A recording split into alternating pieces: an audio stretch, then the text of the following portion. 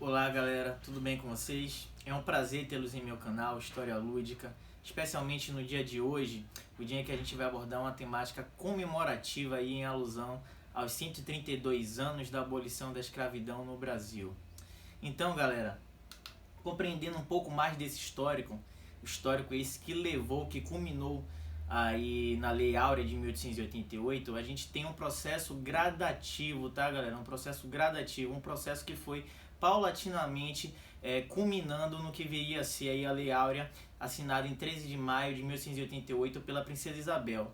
Então galera, a primeira lei, ou digamos assim, a lei que deu aí um início a esse processo gradativo foi a lei chamada de Bill Aberdeen, uma lei inglesa que concedia o direito à Marinha Britânica de aprisionar qualquer navio que estivesse traficando escravos no Oceano Atlântico, gente. Então, a Inglaterra, a gente vai ver um pouco mais à frente, né, interessada aí no processo de abolição, institui essa lei, Lei Bill Aberdeen, que concedia o direito à Marinha Britânica de apreender qualquer navio que estivesse passando pelo Oceano Atlântico traficando escravos, tá bom galera?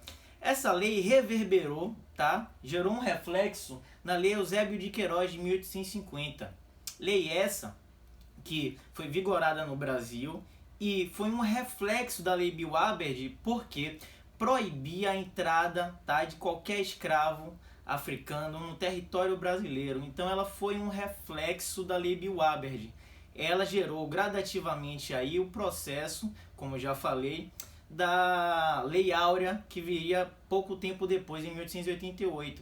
Então essa Lei Eusébio de Queiroz, ela proibiu a entrada de qualquer negro escravizado africano no território brasileiro, como uma resposta ou como um reflexo da Lei Bill Aberdeen, que garantia, que dava o direito à Marinha Britânica de aprisionar qualquer navio que estivesse traficando escravos. Mais à frente, gente, a gente tem aqui a Lei do Ventre Livre, tá? De 1871, datada de 1871. Essa Lei do Ventre Livre, galera, concedia o direito da criança nascida de pai escravo ou mãe escrava, tá? Dava esse direito dela ser livre, ela nascia livre, tá? Então, por mais que ela viesse de um ventre escravo, ela tinha a partir dessa data, a sua liberdade autorizada por essa lei. Tá bom, gente? Um pouco mais à frente, em 1885, a gente tem aí a Lei do Sexagenário. Lei essa que garantia que o escravo com 60 anos ou mais também assumisse a condição de livre, tá? Então essas leis geraram todo esse processo gradativo que culminou, que fomentou a Lei Áurea de 13 de maio de 1888, assinada pela Princesa Isabel. Gente, o detalhe aqui, a chave da questão, tá? O grande detalhe é que essa lei foi assinada por extrema pressão inglesa. Muitos alunos costumam me perguntar: professor, o senhor acredita que a Princesa Isabel realmente tinha boa intenção, ou que Dom Pedro II também tinha boa intenção? Olha só, gente, fica difícil, a altura dessa do campeonato, a gente mensurar a boa intenção de alguém desse período. Eu costumo me limitar aos recortes históricos, tá? Aos fatos históricos. E o fato histórico é que a Inglaterra estava passando durante o século XVIII pelo processo de Revolução Industrial. Nesse período, em 1888, já estava com a industrialização estabelecida em todo o território inglês e, obviamente, precisava de mercado consumidor, gente. É uma análise lógica e direta que você aí de casa pode fazer. A indústria tem por objetivo vender. E para vender o produto industrializado precisa de um mercado consumidor. Escravo não consome, gente. Escravo não consome. Infelizmente a realidade é que durante a escravidão o escravo era consumido. O escravo não consome, gente. Então a Inglaterra estava, de certa forma, pressionando o Brasil, tá? Estava pressionando com as leis, como por exemplo a Lei Bill Aberdeen, até culminar na Lei Áurea, pressionando para que o Brasil abolisse a escravidão. Obviamente, com interesse financeiro, tá? De adquirir aí um novo mercado consumidor, tá, gente? Então a Lei Áurea, ela foi um processo construído através de leis que antecederam a esta lei e também por pressão inglesa. Não esqueçam disso, que a pressão inglesa foi um fator determinante para a Princesa Isabel assinar essa Lei Áurea, tá, gente? Porque, mais uma vez, a Inglaterra estava buscando aí um mercado consumidor. Não estou emitindo juízo de valor, não sei se a princesa Isabel estava realmente consciente da causa negra e por isso queria que a escravidão fosse abolida, ou se ela realmente só sofreu uma pressão da Inglaterra. Não tenho aqui esse papel, não quero emitir juízo de valor, não sei se Dom Pedro II, por exemplo, também tinha esse interesse. Há indícios que realmente ele não era a favor da escravidão, mas o fato preponderante para determinar essa Lei Áurea foi a pressão inglesa em busca de novo mercado consumidor. E aí, gente, a gente tem, trazendo para a atualidade, né, correlacionando com o quadro social do negro na atualidade, a gente tem aqui uma pesquisa do IBGE de 2017 que afirma que a média salarial do negro é a menor dentre todas as outras raças do Brasil. Então, gente, presta atenção.